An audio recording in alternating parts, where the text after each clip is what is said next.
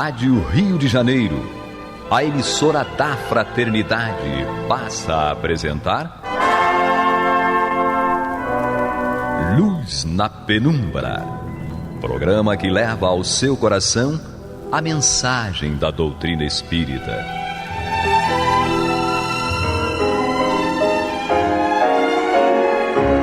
E com vocês, João Nogueira, para estudos de obras póstumas de Allan Kardec.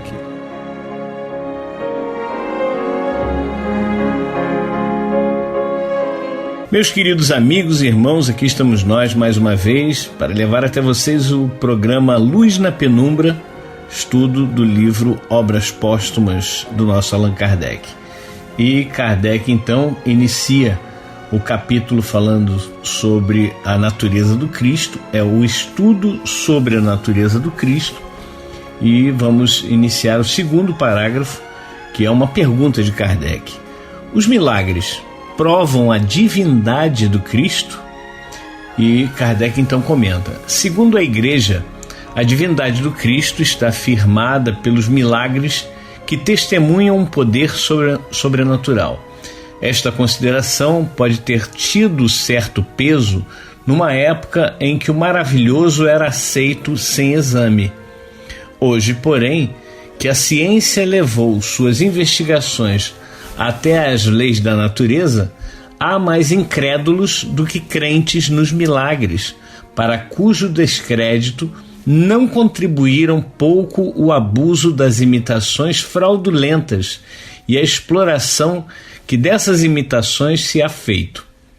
A fé nos milagres foi destruída pelo próprio uso que deles fizeram, donde resultou que muitas pessoas consideram agora os do Evangelho como puramente lendários. A própria Igreja, aliás, tira aos milagres todo o alcance como prova da divindade do Cristo, declarando que o demônio os pode operar tão prodigiosos quanto aqueles outros. Se tal poder tem o demônio, evidente se torna que os fatos desse gênero carecem em absoluto de caráter exclusivamente divino. Se ele pode fazer coisas espantosas, capazes até de iludir os eleitos, como poderão simples mortais distinguir os bons milagres dos maus? Não será de temer que, observando fatos similares, confundam Deus e Satanás? Dar a Jesus semelhante rival em habilidade é grande desazo, mas em matéria de contradições e de inconsequências, não se consideravam as coisas com muita atenção numa época em que, para os fiéis, seria um caso de consciência o pensarem por si mesmos e discutirem o menor artigo que se lhes impusesse a crença. Não se contava, então, com o progresso e ninguém cuidava de que pudesse ter fim o reinado da fé cega e ingênua, reinado cômodo, qual o do bel prazer. O papel tão preponderante que a Igreja se obstinou em atribuir ao demônio produziu consequências desastrosas para a fé, à medida que os homens se foram sentindo capazes de ver com seus próprios olhos. Depois de ter sido explorado com êxito durante algum tempo, ele se tornou o alvião posto no velho edifício das crenças e uma das causas da incredulidade. Pode dizer-se que a Igreja, com o tomá-lo por auxiliar indispensável, alimentou em seu seio aquele que se voltaria contra ela e eliminaria os fundamentos. Então Kardec aqui inicia esse parágrafo falando com aquela pergunta, né, se os milagres provam a divindade do Cristo, porque à época de Kardec, muito mais do que hoje em dia, se baseava a fé nos chamados milagres, mas os milagres que não tem nada a ver com a palavra, que no original ela queria dizer algo maravilhoso. Milagre seria algo maravilhoso. Mas o milagre essa palavra foi deturpada ao longo do tempo e, inclusive, hoje se entende milagre como uma abrogação das leis da natureza, algo sobrenatural. E aqui, nessa palavra sobrenatural, nós precisamos raciocinar. É o que Kardec está fazendo. É uma linha de raciocínio lógica. É uma linha de raciocínio onde a gente pode perceber que Kardec está se utilizando da razão, da objetividade, e não de algo que alguém disse e impôs. É como ele diz no meio do texto, que aqueles líderes, aqueles chamados donos da religião do passado, acreditavam que nunca o homem ia poder enxergar com seus próprios olhos, pensar com o seu próprio pensamento, com a sua própria cabeça. E cada vez mais, não só na época de Kardec, mas hoje em dia, as pessoas estão parando para analisar. É óbvio que ainda tem muita gente que age como as pessoas costumam dizer, né? Boi de presépio. Boi de presépio é aquela figura em que a cabeça do boi fica sempre balançando, meneando para cima e para baixo, como se estivesse afirmativamente concordando com tudo. Mas nós não somos mais esses bois de presépio, nós não somos mais aqueles que concordam com tudo, pura e simplesmente porque alguém está dizendo. Agora a gente começa a avaliar as coisas. Então, o sobrenatural, como Kardec destaca aqui, que seria o apoio dessas pessoas que acreditam neste chamado milagre, naquele que é o sobrenatural, algo impossível para os seres humanos, mas que Deus, Jesus, eles alteram as condições da natureza exatamente para provocar o chamado milagre e para mostrar o seu poder. Era dessa forma que se acreditava antigamente.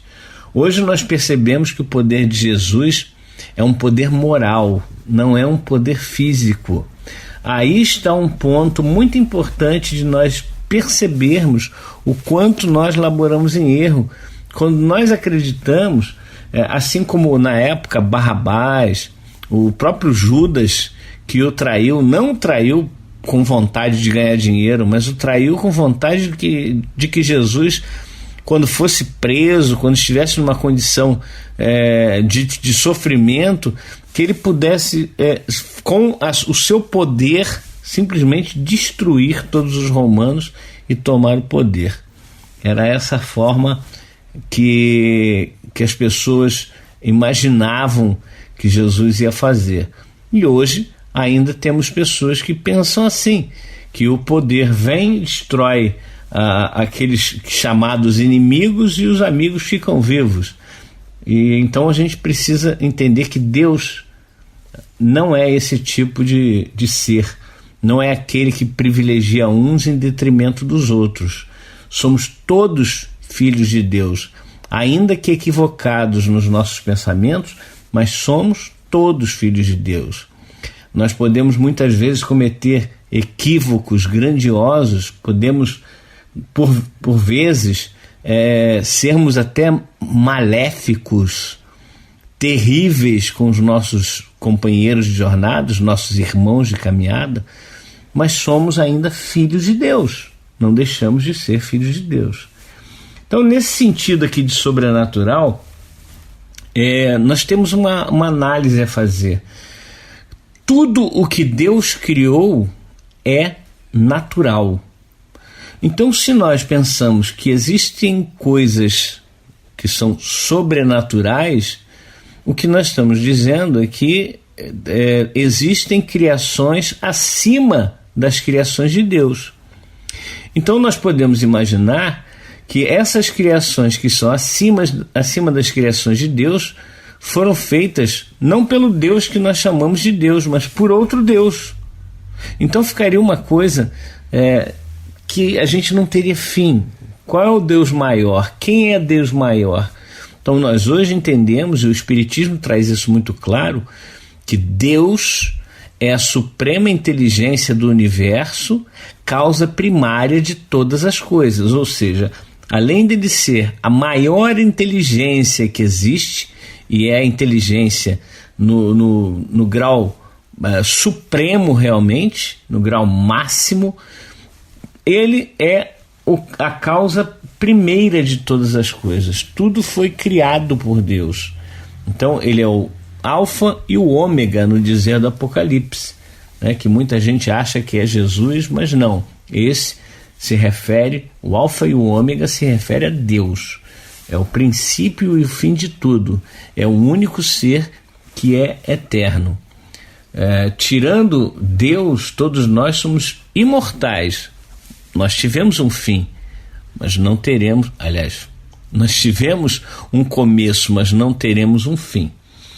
Então nós estamos aqui com essas considerações de Kardec e precisamos perceber o quanto Kardec está sendo lógico, para que nós não façamos um juízo de valor diferente, para que a gente possa perceber realmente o quanto a doutrina espírita é racional.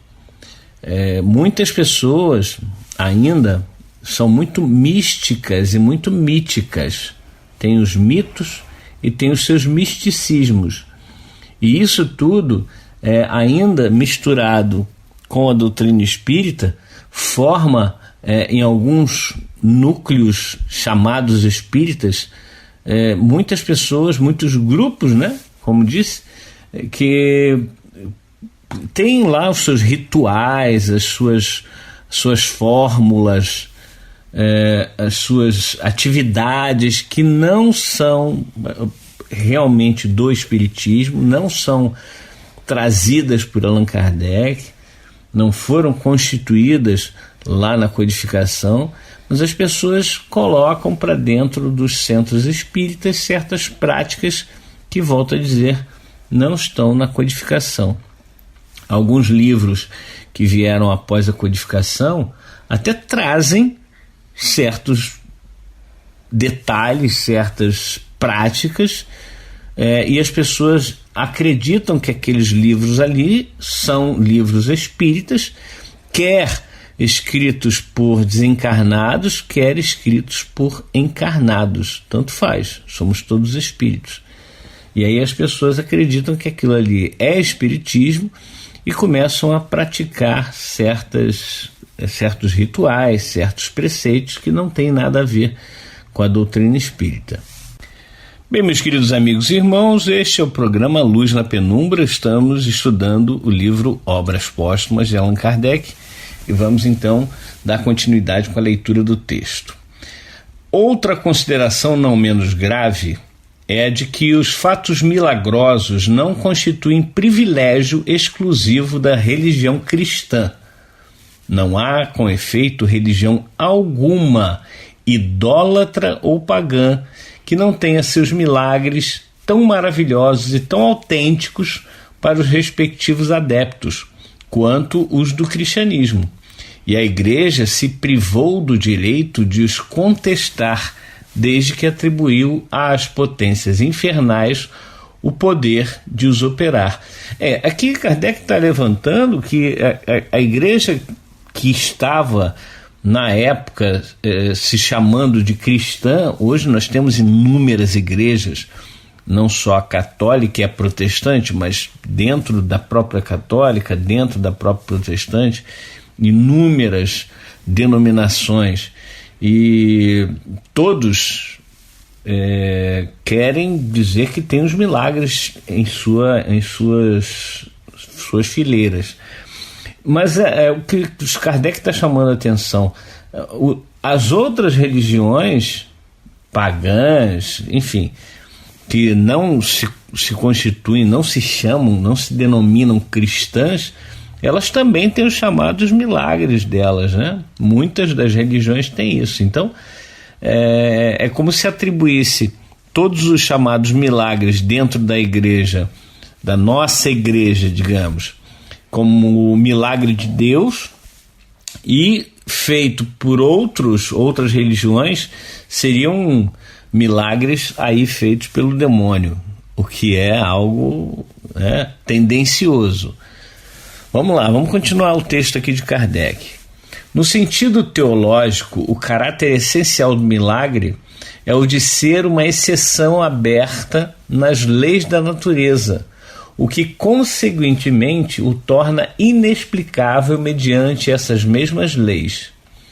Deixa de ser milagre um fato, desde que possa explicar-se e que se ache ligado a uma causa conhecida. Desse modo foi que as descobertas da ciência colocaram no domínio do natural muitos efeitos que eram qualificados de prodígios, enquanto se lhes desconheciam as causas. Mais tarde, o conhecimento do princípio espiritual, da ação dos fluidos sobre a economia geral, do mundo invisível dentro do qual vivemos, das faculdades da alma, da existência e das propriedades do perispírito, facultou a explicação dos fenômenos de ordem psíquica, provando que esses fenômenos não constituem mais do que os outros derrogações das leis da natureza, que, ao contrário, decorrem quase sempre de aplicações destas leis. Todos os efeitos do magnetismo, do sonambulismo, do êxtase, da dupla vista, do hipnotismo, da catalepsia, da anestesia, da transmissão do pensamento, a presciência, as curas instantâneas, as possessões, as obsessões, as aparições e transfigurações, etc., que formam a quase totalidade dos milagres do Evangelho, pertencem àquela categoria de fenômenos. Sabe-se agora que tais efeitos resultam de especiais aptidões e disposições psicológicas que se hão produzido em todos os tempos e no seio de todos os povos e que foram considerados sobrenaturais pela mesma razão que todos aqueles cuja causa não se percebia. Isto explica porque todas as religiões tiveram seus milagres, que mais não são que fatos naturais, quase sempre, porém, ampliados até ao absurdo pela credulidade e reduzidos agora ao seu justo valor pelos conhecimentos atuais que permitem se destaque deles a parte devida à lenda.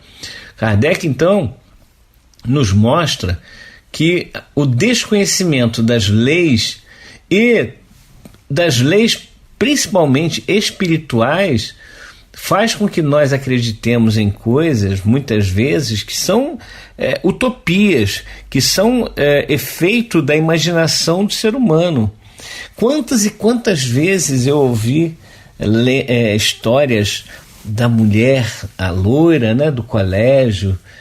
Na minha época tinha esse negócio, né? A noiva que entrava no colégio era um fantasma. Né? Quantas vezes ouvimos histórias de mula sem cabeça, boitatá, e tudo isso que virou até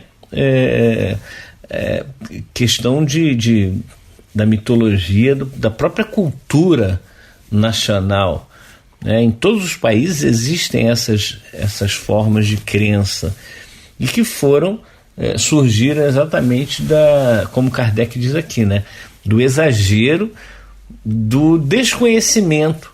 Né? Observava-se um fenômeno, imagina, um desencarnado nos aparece e muitas vezes esse desencarnado pode nos aparecer com uma feição diferente, com uma forma diferente, e a gente vai achar que aquilo ali é uma aberração da natureza, um ser criado daquela forma de animal e etc e tal. Temos aí a licantropia, formato de lobo, zoantropia, que é de vários tipos de animais. Então o perispírito ele é moldável, e aí os espíritos eles moldam de acordo com o seu próprio pensamento. Eu me lembro uma vez, numa reunião mediúnica com o nosso saudoso Gerson Simões Monteiro, em que o irmão se apresentava como o diabo. E depois de vários minutos ali conversando, mostrando para ele que o diabo, como costumam crer, não existe, e que ele era um irmão nosso, simplesmente, que estava ali na posição de assistido. Ele então revelou que ele teria assumido essa identidade de diabo, porque aonde ele foi, acompanhando um desafeto dele, chamaram ele de diabo e mandaram ele sair dali, daquele desafeto. Então, ou seja, ele foi numa igreja, fizeram uma espécie de exorcismo e disseram que ele era o diabo, ele acreditou. Então isso pode acontecer, psicologicamente nós somos afetados. Mas continuando aqui, para terminar esse parágrafo, Kardec diz o seguinte: a possibilidade da maioria dos fatos que o Evangelho cita como operados por Jesus se acha hoje completamente demonstrada pelo magnetismo e pelo espiritismo como fenômenos naturais, pois que eles se produzem às nossas vistas, quer espontaneamente, quer quando provocados. Nada há de anormal em que Jesus possuísse faculdades idênticas às dos nossos magnetizadores, curadores, sonâmbulos, videntes, médiuns, etc. Do momento em que essas mesmas faculdades se encontram em diferentes graus, numa multidão de indivíduos que nada têm de divino, até em heréticos e idólatras, elas não implicam de maneira alguma a existência de uma natureza sobre-humana. Se o próprio Jesus qualifica de milagres os seus atos, é que nisto, como em muitas outras coisas, lhe cumpria apropriar sua linguagem aos conhecimentos dos seus contemporâneos. Jesus falava de acordo com quem estava ali ouvindo o que ele falava. Não podia falar diferente porque não iam entender, ou não íamos entender.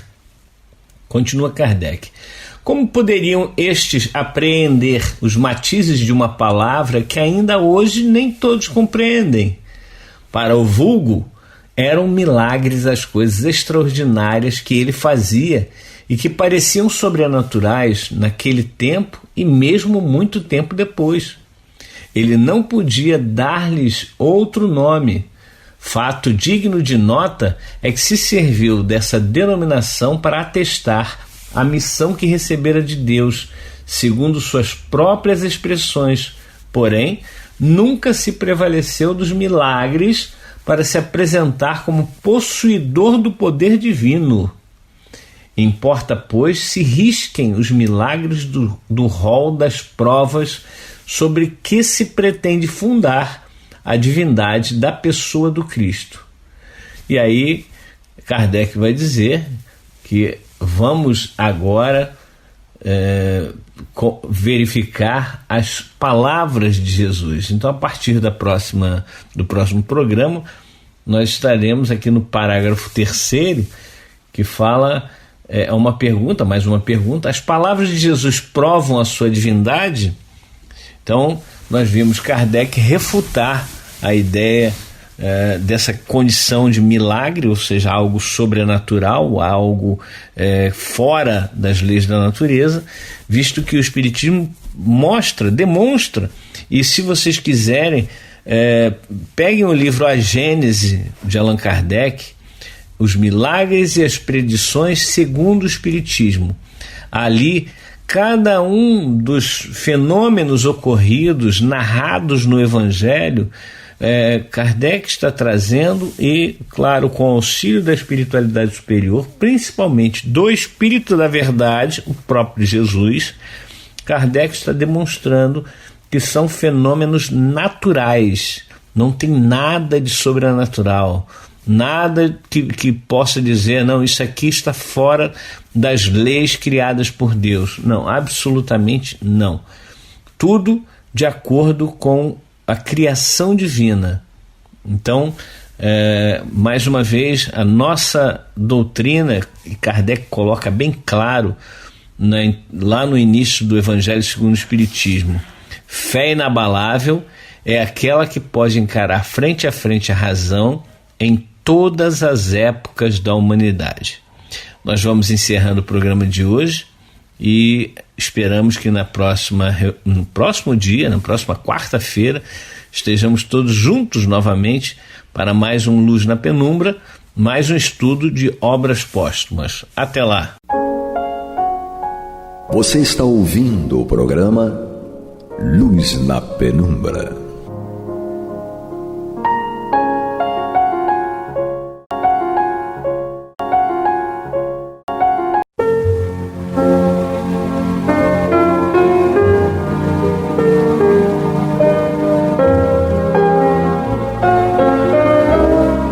Rádio Rio de Janeiro está levando ao seu lar e ao seu coração a mensagem consoladora da doutrina espírita, através do programa Luz na Penumbra. E agora com vocês, Marta Batista e Antônio de Pádua Barbosa. Olá, amigos ouvintes, amigas ouvintes, nós estamos chegando aos seus lares através das ondas fraternas da Rádio Rio de Janeiro para dar prosseguimento ao estudo do Evangelho segundo o Espiritismo, que está no capítulo 13, que a vossa mão esquerda não saiba o que dá ou faz a vossa direita. Hoje nós temos um tema a ser desenvolvido: convidar os pobres e os estropiados, ajudar sem esperar retribuição.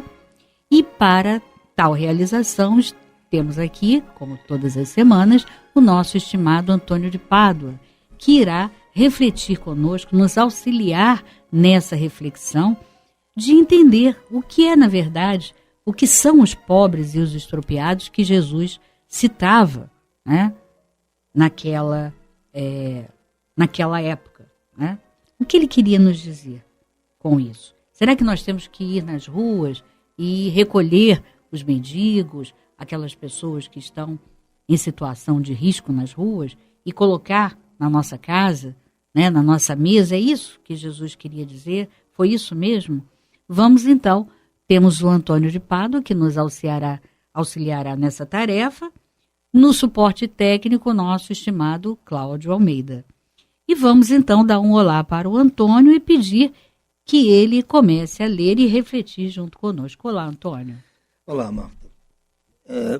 Vejam bem, essa é uma das passagens de Jesus que provocam um pouco de perplexidade, porque se formos tomar o pé da letra que está aqui, nenhum de nós tem condições de fazer isso. Eu acho que não era essa proposta específica de Jesus que isso fosse feito assim ao pé da letra. O que ele está mandando aqui é uma mensagem muito clara do que é a caridade.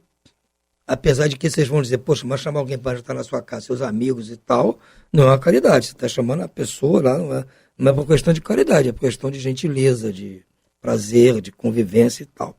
Não é como o caso do óbolo da viúva. Ela foi lá especificamente para praticar uma caridade com o templo.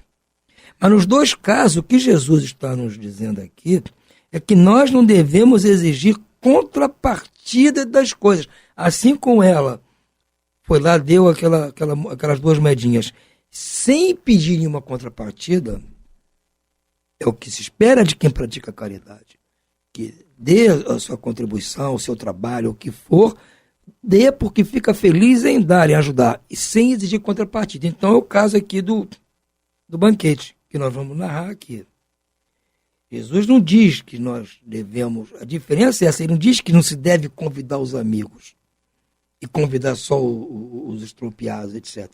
Ele vai dizer que nós não devemos convidar amigos se nós estivermos convidando com a intenção de receber deles uma contrapartida no futuro, de sermos convidados também por esses amigos. Convidar os amigos e também sem precisar, sem exigir reciprocidade, também está dentro do jogo.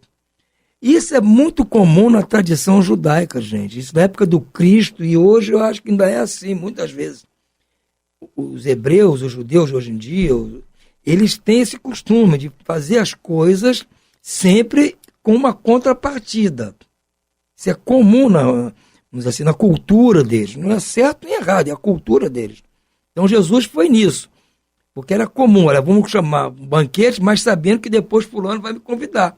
Isso era o normal. Então ele está dizendo que se você convida dessa maneira, está errado. Tem que convidar todo mundo sem ter intenção de exigir a reciprocidade. E como Jesus sempre fazia, ele pintava o quadro mais assim, grotesco para não chamar atenção. Então botou, vocês têm que chamar os mendigos, os tropiados, os cegos, para chamar atenção. Olha, você conseguir chamar esse povo é porque realmente você está fazendo sem intenção nenhuma de pedir reciprocidade, porque você não vai receber reciprocidade dessa gente. É o caso de amar o inimigo. Por que ele fala que amar o inimigo? Porque se você consegue amar o inimigo, é porque você já perdoa todo mundo, os amigos, os vizinhos, todos, o próximo, o que não está próximo. Você chega ao ponto de perdoar o inimigo, de amar o inimigo, querer o bem do inimigo, então é porque você já tem capacidade de amar num nível muito mais elevado. Então o que diz aqui, se você tem capacidade de convidar a turma da rua para sua casa, então você já está num nível tal que com certeza quando chamar lá o seu patrão, você não vai chamar o seu patrão com a intenção de ser promovido. Vai chamar porque gosta da companhia do seu patrão. Vai chamar o seu vizinho, aquele seu primo que é rico, não é porque quer depois que ele lhe chame para o banquete lá. Vai chamar porque você gosta do seu primo, gosta das conversas dele. Essa é a ideia de Jesus. Vamos ver aqui o que ele disse. Disse também aquele que o havia convidado, isso é Jesus falando, dizendo a quem o convidou para o banquete. Ele disse, quando deres um jantar ou ceia, não convides os teus amigos, nem os teus irmãos, nem os teus parentes, nem os teus vizinhos que forem ricos, para que não aconteça que também eles convidem em seguida por sua vez, e que assim te retribuam o que receberem de ti. Então ele está dizendo, não convidar essa gente, se for para que aconteça deles convidarem você. Se convidá-los por amor, porque gosta deles, da companhia deles, está tudo bem. Pode ser rico, pobre, não importa. Você convida porque você gosta. Então também você vai discriminar. Não posso chamar meu irmão para vir à minha casa, porque ele é rico? Ué, eu não estou chamando meu irmão, eu não estou querendo que ele me chame a mãe para a casa dele. Então você tem que chamar qualquer um. Agora Jesus, se ele parasse aqui a história, ia estava para um ouvir e sair pelo outro. Nós não estamos aqui conversando sobre isso hoje. Mas ele tinha que mostrar um quadro mais grotesco para não chamar atenção. Aí ele segue. Mas quando deres um festim, convida os pobres, os estropiados, os coxos e os cegos. E ficarás feliz por eles não terem meios de te retribuir.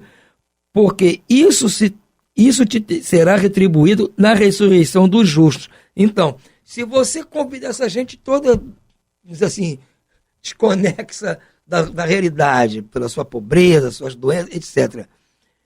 Você sabe que não vai, eles não vão nunca te retribuir. E demonstrando isso.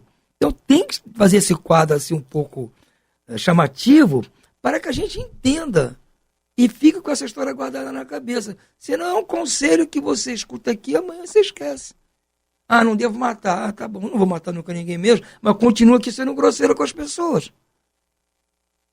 Sendo grosseiro no trânsito, sendo grosseiro com a minha mulher. Então, não estou matando ninguém, então nunca vou ser punido. Está lá o não matarás, eu estou cumprindo. Mas essas outras coisas que você faz que tem o mesmo germe. Entende? Eu nunca vou fazer, cara, vou fazer um donativo para a igreja, para o centro e tal, não vou pedir nada em troca para mim. Vai caridade pura. Fui lá, fiz um donativo para a igreja, para o centro e tal, e nunca pedi nada em troca. Não, está tudo bem.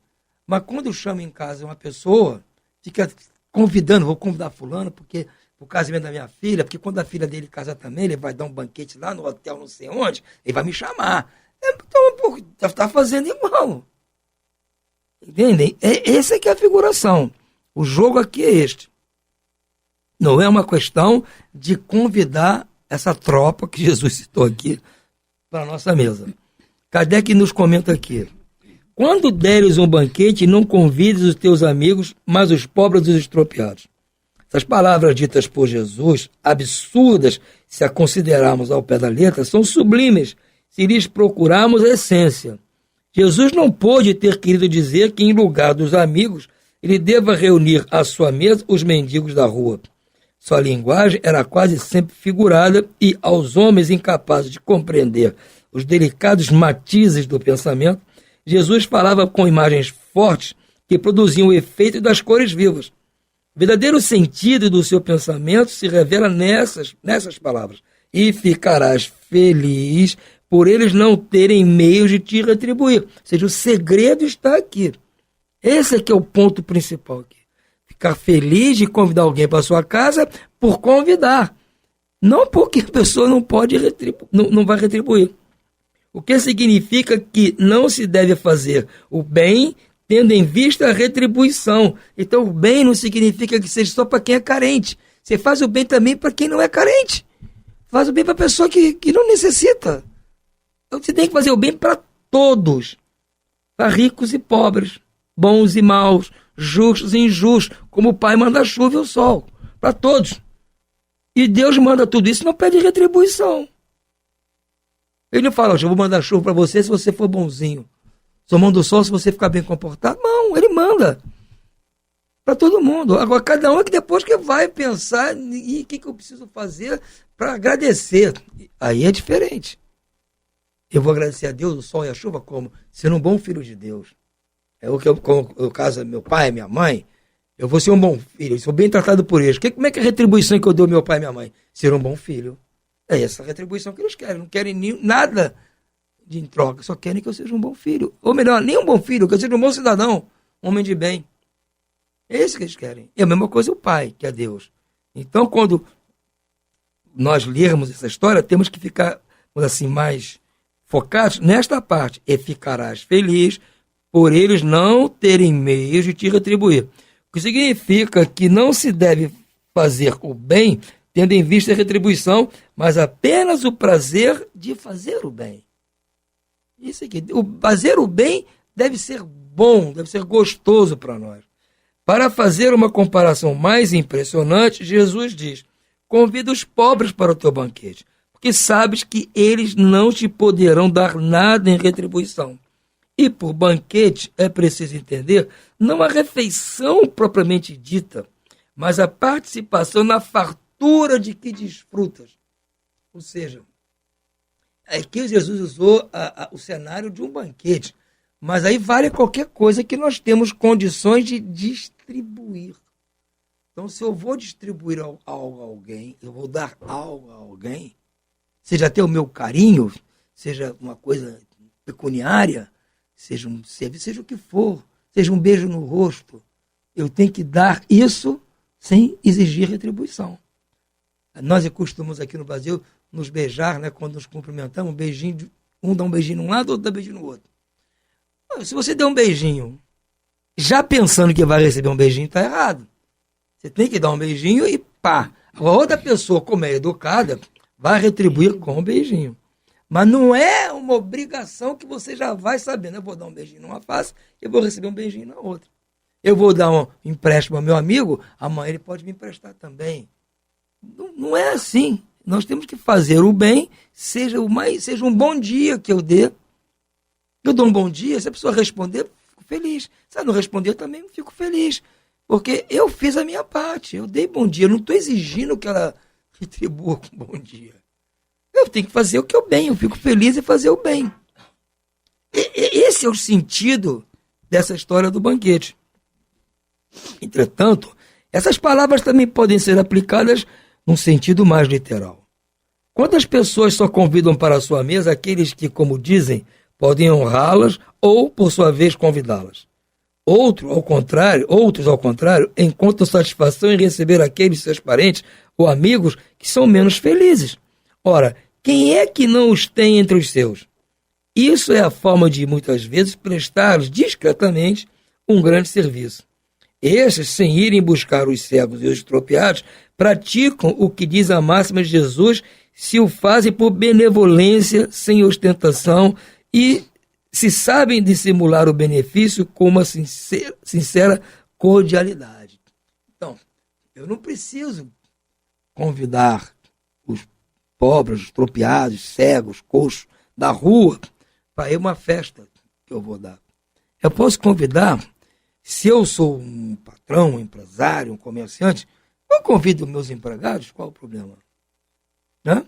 se cabe, se eu tenho espaço para convidar. Se eu vou fazer um jantarzinho para meia dúzia de pessoas, não vou convidar. Se eu tenho uma fábrica com 100 empregados, não vou. Mas eu vou fazer um churrasco num sítio, sei lá o quê, convido meus empregados numa boa.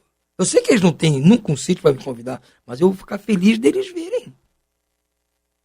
Convido aqueles meus parentes que são menos aquinhoados que eu a participar da minha felicidade, daquela festa, ou lá o que seja, mas sem intenção de receber algo em troca. Dizer que, e se por acaso,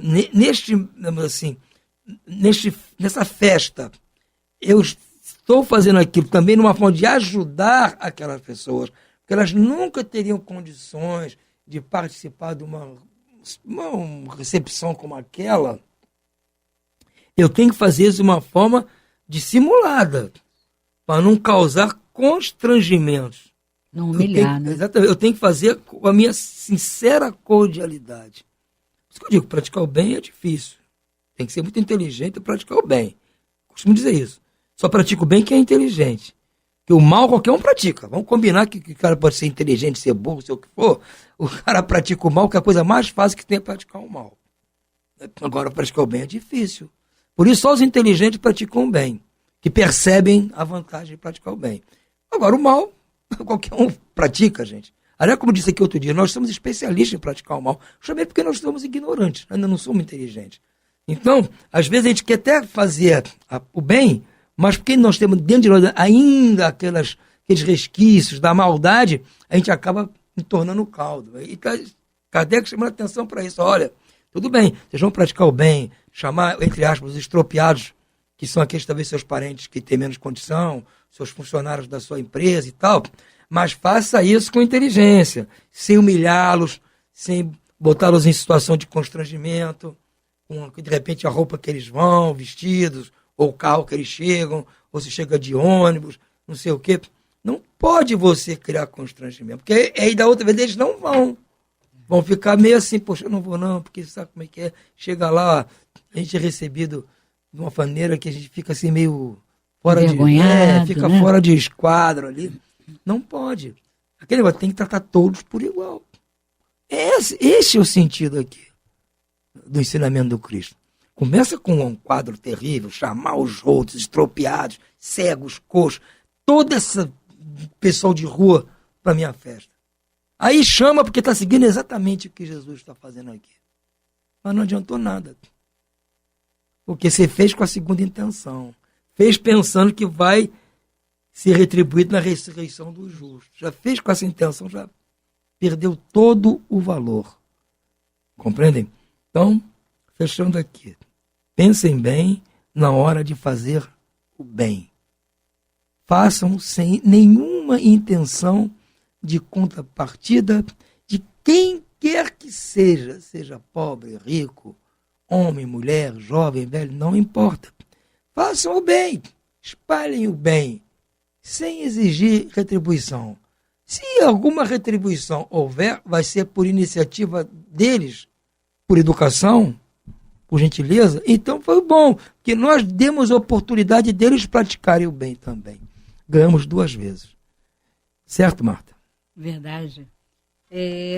O que a gente percebe, né, Antônio, como você bem destacou, é a importância nesse ensinamento, né, o objetivo desse ensinamento é justamente nós entendermos qual era o verdadeiro significado, né, daquela expressão pobres e estropiados, né, que não é literalmente, não é isso. O que, na verdade, nós precisamos entender é que o nosso convite deve ser sempre guiado por um espírito de fraternidade, né? Por um desejo de convivência, porque você gosta daquela pessoa, porque apesar, né? Porque na perspectiva material vão colocar como apesar, né? Apesar do fulano, né? Ser legal, você gostar dele, ele é muito pobre, ele é muito simples, né? E você não tem que ter essa visão. A tua visão é: eu gosto do fulano. Não sei, não estou preocupado com a situação social dele. Estou preocupado que eu gosto do fulano e quero usufruir da companhia dele, né? Da companhia da família dele. Enfim, é isso que deve sempre guiar né, a nossa convivência, nortear a nossa convivência. Agora, normalmente, na perspectiva material, o interesse vem logo na frente. Não, peraí, eu não posso deixar aquela lista da festa que você vai fazer, né? Nossa Senhora, aquela lista é uma coisa terrível, né? Quem é que vai? E aí você tem um número, né? Claro, porque por mais rico que você seja, a gente sempre tem um limite, né, de convidados. E aí a lista vai ser guiada, norteada por quê? Não, peraí, esse aqui pode me retribuir. Nossa, ele tem conhecimentos incríveis, pessoas chaves, né? Então, é isso que a gente tem que começar a desconstruir dentro de nós. É evidente que todos nós tínhamos isso, né, forte aqui dentro, mas nós precisamos começar a refletir sobre isso, né? E desconstruir esse homem velho, que é o homem materializado, e começar a construir o homem novo, que é um homem mais espiritualizado. Então, já com outros critérios, né, de valor, com outros critérios morais. Então, a percepção e a avaliação que ele tem das pessoas não é mais por questões materiais, financeiras, né? Não. A questão ali está na afinidade, na convivência amistosa, na convivência que é agradável, alegre, né? Tem pessoas que são muito alegres, né? E ali você gosta daquela convivência e você não está preocupado se essa pessoa pode te oferecer alguma coisa. Você está preocupado numa convivência boa, gostosa, né? Que você vai desfrutar. E isso está atrelado justamente aqui. Aquela pergunta que a gente sempre fala do Livro dos Espíritos, que é sobre o interesse pessoal. Você tem que se despojar desse interesse. Né? O Kardec e os espíritos superiores nos dizem lá no Livro dos Espíritos, quando ele pergunta aquilo que poderia, além do egoísmo e do orgulho, atrapalhar mais, né, a nossa evolução, o nosso caminhar, o nosso progresso, e o que os espíritos respondem? Que é o interesse pessoal. Porque ele é fruto de orgulho e egoísmo em último grau. Né? Enquanto você estiver norteando a tua vida por esse interesse, com certeza você estará distante dessa proposta. E como o Antônio muito bem destacou, o pior é que se a gente não for vigilante, né, conosco, o que pode acontecer? Mesmo sendo religiosos e aparentemente sempre lidando com essas máximas do Cristo e até mesmo estudando, se nós não formos atenciosos, com certeza nós vamos nos enganar e quando menos percebermos, nós estaremos usando como critério nas nossas vidas, na nossa vida cotidiana, paradigmas materialistas, como esse, por exemplo. E isso nos afasta do verdadeiro amor ao próximo, nos afasta da verdadeira prática da caridade, como nós vimos, né, nos temas anteriores, que Kardec vai costurando, né, de tal maneira até que ele vai e fecha, né, como ele deixa, ele fala sobre tudo isso, instrução moral, instrução material, né, da caridade, e depois ele vai e oferece para os espíritos superiores comentarem sobre esses dois aspectos da caridade. Né? Então, que a gente pense nisso, né? Passe a colocar isso como algo fundamental, como pilares da nossa prática da caridade. Né? É uma prática sem ostentação, uma prática simples, sem magoar, sem ferir ninguém, né? Como o Antônio falou também, não adianta você convidar aquelas pessoas como sendo um chefe, né, de uma empresa, convida os teus funcionários, mas você deixa a pessoa de uma tal maneira ali que a pessoa fica sem saber o que fazer e diz, nunca mais eu volto aqui, porque se sentiu super mal, super deslocada. Então, que a gente, se fizer isso, que tenha o cuidado, a gentileza, a sensibilidade, né, de proporcionar todas as condições daquela pessoa se sentir bem. Mas, já que o nosso tempo acabou, vamos ficando por aqui, desejando a todos que tenham muita paz e serenidade. Até lá.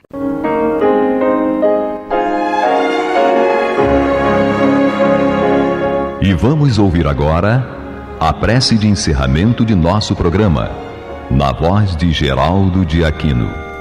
Jesus, dá-nos coragem para a luta, piedade para os insultos e misericórdia para as injustiças e ingratidões. Limpa nossa alma de inveja e ambições mesquinhas, de ódio e de vingança o nosso caminho. E que dentro em pouco, ao recolher-nos de novo ao calor do nosso leito, para que o sono nos dê a paz e o esquecimento das tristezas humanas, possamos sentir, Senhor, no mais íntimo de nosso ser, a doçura indefinível do Teu amor e a grandeza incomparável da Tua divina presença. Que assim seja.